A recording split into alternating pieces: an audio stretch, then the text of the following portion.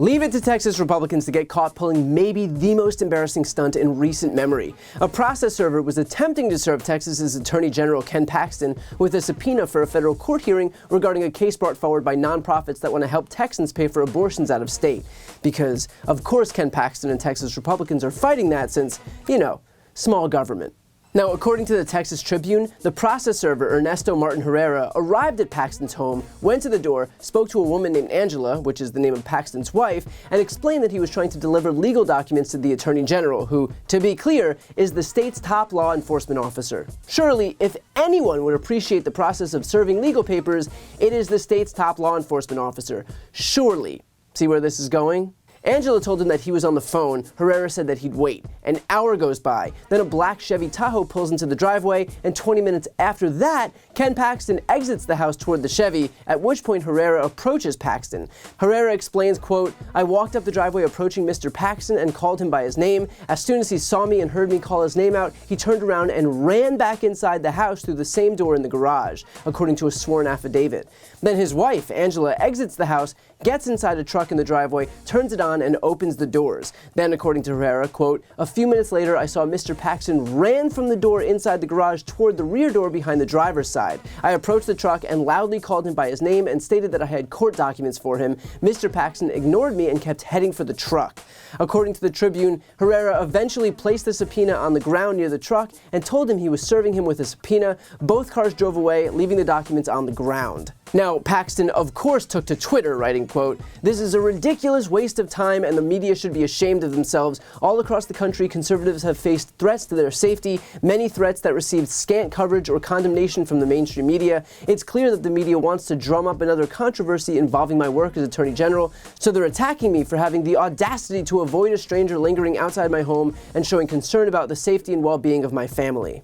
Ah yes, the real issue here, the victimization of conservatives. In an era where countless mass shooters are being radicalized on far-right hate sites, in an era where far-right militias are committing domestic terror attacks, in an era where conservatives quite literally waged an insurrection on the US Capitol, it's apparently those same conservatives who are the real victims in all of this. Because if nothing else, at least the right are masters at projection. Consider too, in Paxton's rambling response to this story having been posted, he mentions that he was concerned about the safety and well-being of his family, which makes it especially curious that after Paxton ran inside after seeing Herrera, the next person to emerge from his house was his wife. In other words, Ken claims that his safety was at risk because he saw a stranger lingering outside, a situation apparently so frightening that he sprinted back into his home only to send his wife out there to protect him? Is that what happened here? Just want to make sure I'm clear on this one, only because right-wingers love to criticize Democrats as betas, and so I'm just trying to clarify that sending your wife outside to deal with apparently dangerous strangers is alpha behavior.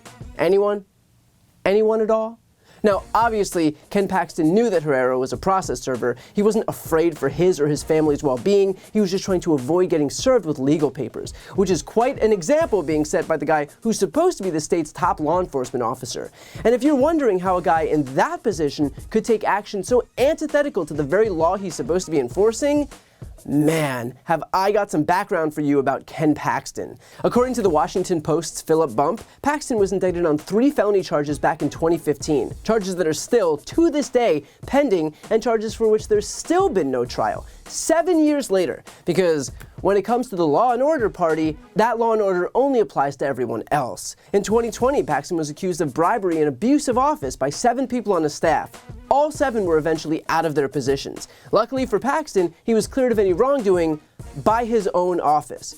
How lucky that Ken Paxton was able to absolve Ken Paxton. And of course, let's not forget that under Paxton's leadership, Texas became the lead plaintiff in the lawsuit attempting to overturn the results in 4 other states during the 2020 election because they weren't happy with the results, and then tried to fast-track that BS lawsuit to the Supreme Court, where it was duly tossed out by the justices.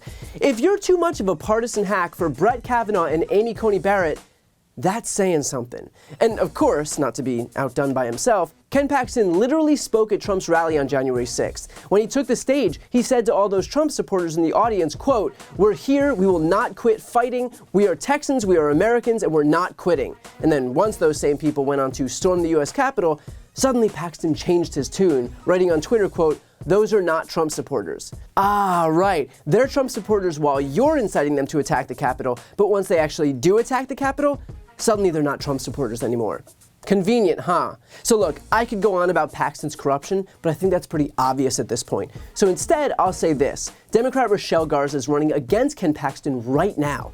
So if you're a Texan, if you have family or friends in Texas, and you believe that the top law enforcement officer in that state should actually be bound by the same laws that he or she is supposed to uphold for everyone else, then recognize that that won't happen so long as Ken Paxton's in his position.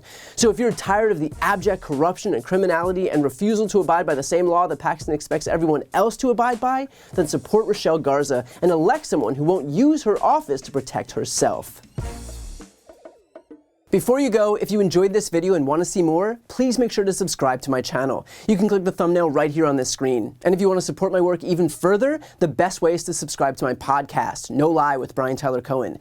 There you can check out my interviews with major players in the world of politics, including President Biden, Vice President Kamala Harris, Pete Buttigieg, Elizabeth Warren, Katie Porter, Jamie Raskin, and so many more. Plus other interviews that live exclusively on the podcast. That link is also right here on this screen, or just search No Lie with Brian Tyler Cohen wherever you listen to podcasts.